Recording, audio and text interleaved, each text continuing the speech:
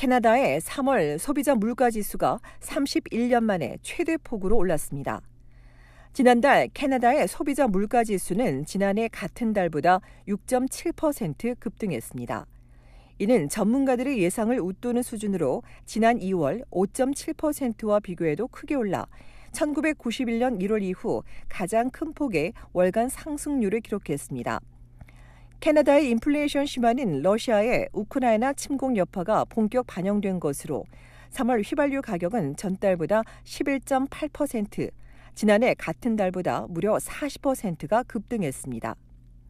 밀과 비료를 전 세계에 수출하는 두 나라가 전쟁하면서 식료품 물가도 지난해 같은 달보다 8.7% 올라 2009년 3월 이후 가장 큰 폭으로 뛰었습니다.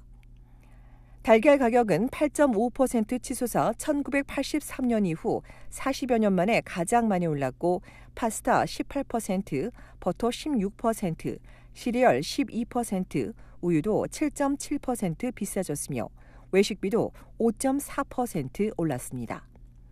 가전제품이나 가구와 같은 내구재도 7.3% 올라 1982년 2월 이후 40년 만에 가장 큰 폭으로 올랐습니다. 이 중 가구가 13%, 승용차는 7% 올랐으며 이외에 여행 숙박비 24%, 항공료 8%, 임대료도 4% 상승했습니다. 글로벌 공급난에 더해 배송과 운송 가격이 오르면서 모든 가격이 뛰었습니다. 주별로 보면 온타리오주의 물가지수가 7%로 전국 평균보다 높았고 브리티시 콜롬비아주 6%, 알버타 6.5%, 퀘벡주는 6.7%입니다. 이처럼 우크라이나 전쟁이 국내 물가에 본격적인 영향을 미치면서 추가 기준 금리 인상이 예상되고 있습니다. 지난주 기준 금리를 한 번에 0.5%포인트 올리는 이른바 빅스텝을 단행한 중앙은행은 추가 인상 시기와 속도는 공개하지 않았으나 기준 금리가 더 오를 수 있다고 경고한 바 있습니다. 전문가들도 중은이 오는 6월 통화정책회의에서 물가를 잡기 위해 추가 금리 인상을 단행할 걸로 보고 있습니다. 월급은 그대로이거나 물가만큼 오르지 않았는데 기름값에서 장바구니까지 모든 가격이 올라버리면서 중산층과 저소득층은 고물가 통증을 더 크게 느끼고 있습니다.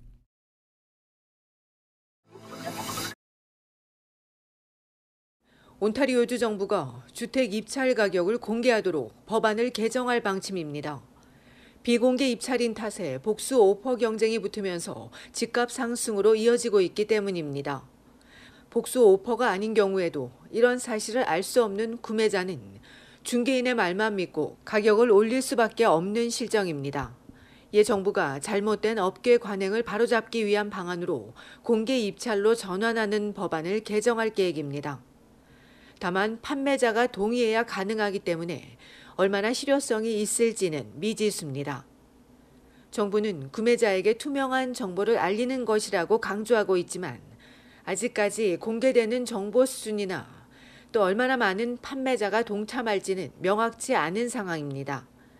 내년 4월부터 적용 예정인 이번 개정안에는 부동산 중개인에 대한 신규 윤리 강령과 부동산 규제기관의 권리 강화도 포함됐습니다.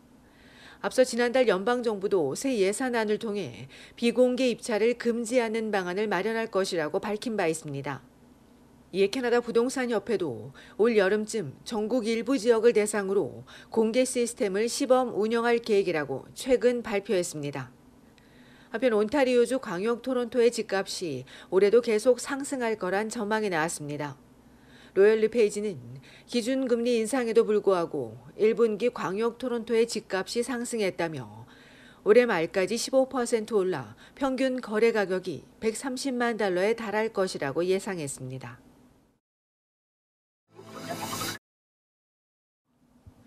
온타리오주 토론토 한인회가 어제 제58차 정기총회를 2년 만에 대면으로 열었습니다. 이날 총회에는 회원과 위임자를 포함 모두 79명이 참석했습니다. 지난해 한인회는 총 수입 40만 5,003달러에 총 지출 47만 394달러로 6만 5천여 달러가 적자이며 감가상각을 빼면 13만 1,036달러가 순손실입니다. 한인회 소득은 그랜트와 문화광자로 15만 7천 달러, 회장 등록비와 도네이션 10만여 달러, 입주단체와 강당 사용료 9만 4천 달러 등입니다. 반대로 인건비 13만 7천여 달러, 외부 감사와 연방국세청 관련 변호사 비용으로 12만 7천여 달러, 프로그램에 12만여 달러가 지출됐습니다. 국세청에 답변서를 제출한 한윤회는 페널티에 대한 지불 유예를 받았다며 8월까지 국세청이 지적한 160여 개 항목을 개선해 보고할 계획이라고 설명했습니다. 아직 최종 결정이 나오지 않은 가운데 이날 CRA 관련 비용을 이기석 전 집행부와 나눠야 하는 것 아니냐는 질문에 한윤회는 참고하겠다고 응답한 것으로 알려졌습니다. 한편 올해 한윤회 예상 수입은 42만 8천여 달러로 이 중 시설과 강좌로 27만 7천여 달러, 그랜트와 도네이션 13만 달러, 회비 1만 달러 등입니다. 한윤회는 지난해 다양한 프로그램을 통해 회비를 늘렸다며 올해도 새로운 프로그램을 개발, 회원 참여를 늘리고 그랜트 등을 통해 열심히 노력해 나갈 계획이라고 전했습니다.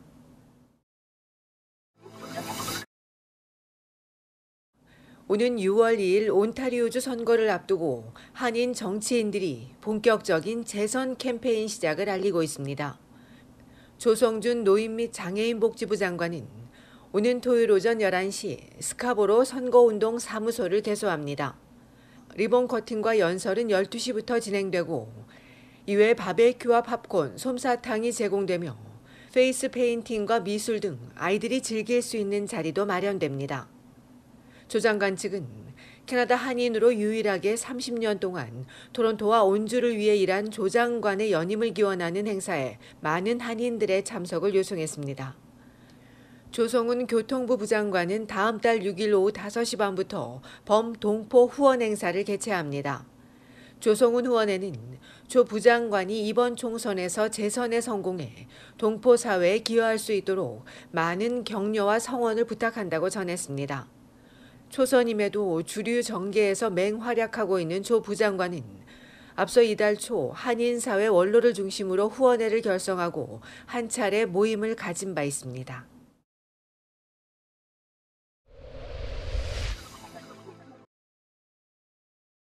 온타리오주 토론토 지하철에서 각종 사건이 연이어 발생하면서 안전 우려가 더 커지고 있습니다. 어젯밤 11시 반쯤 세인조지역에서 남성 한 명이 흉기에 찔려 병원으로 옮겨져 치료를 받고 있으며 경찰이 짧은 금발에 목에 문신이 있는 20대 백인 남성을 추적하고 있습니다.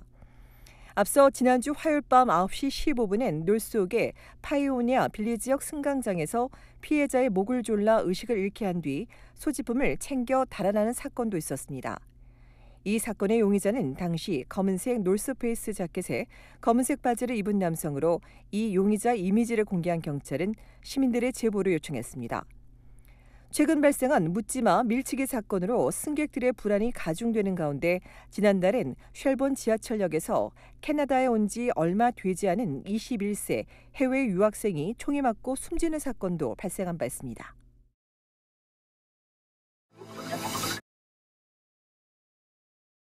온타리오주 메트로링스 직원 95명이 오늘 밤 0시를 기해 파업에 돌입하면서 유니온역 열차 운행에 차질이 예상되고 있습니다.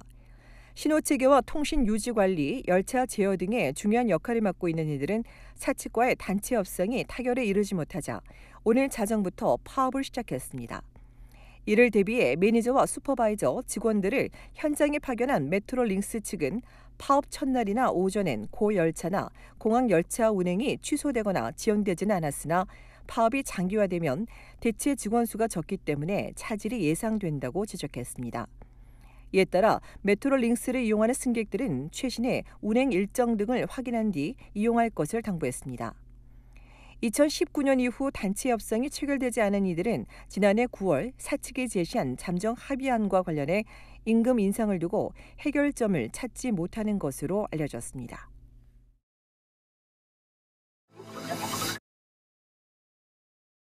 브리티시 콜롬비아주 정부가 부족한 간호사 충원을 위해 해외 출신 간호사에 대한 평가 과정을 통합 간소화하고 900만 달러를 지원할 계획입니다.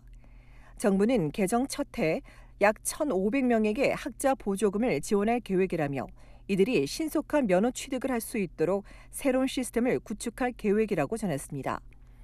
이와 관련해 간호사협회는 해외 출신 간호사가 면허를 따기까지 2년에서 최장 6년 가까이 걸리는데 정부가 이 과정을 간소화하고 보조금까지 지원해주면 경험 있는 간호사들이 빠르게 투입돼 의료 현장의 문제가 개선될 수 있을 것이라고 환영했습니다. BC주 정부에 따르면 2017년에서 2020년 사이 20만 명의 인구가 늘고 노인 인구도 계속 증가하는 데 반해 간호사 수는 부족했으며 특히 코로나19 사태가 터지면서 간호사 부족 문제가 더욱 심화돼 왔습니다.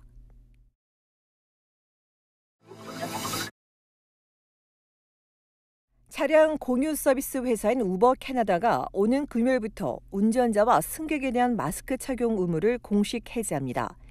퀘벡주를 제외한 전국에 적용되는데 다만 운전자에 따라선 승객에게 마스크 착용을 요구할 수 있는데 승객이 이를 거부하면 이용이 취소될 수 있고 마찬가지로 마스크 착용을 원치 않는 승객도 우버 신청을 취소할 수 있다고 전했습니다. 마스크 의무는 해제되지만 여전히 마스크 착용을 적극 권장한다는 우버와 달리 리프트는 당분간 마스크 착용 의무를 유지할 계획이며 토론토의 백 택시 역시 차량 내부를 고위험 환경으로 지정하고 추후 통지가 있을 때까지 마스크 의무 정책을 바꾸지 않을 계획이라고 전했습니다.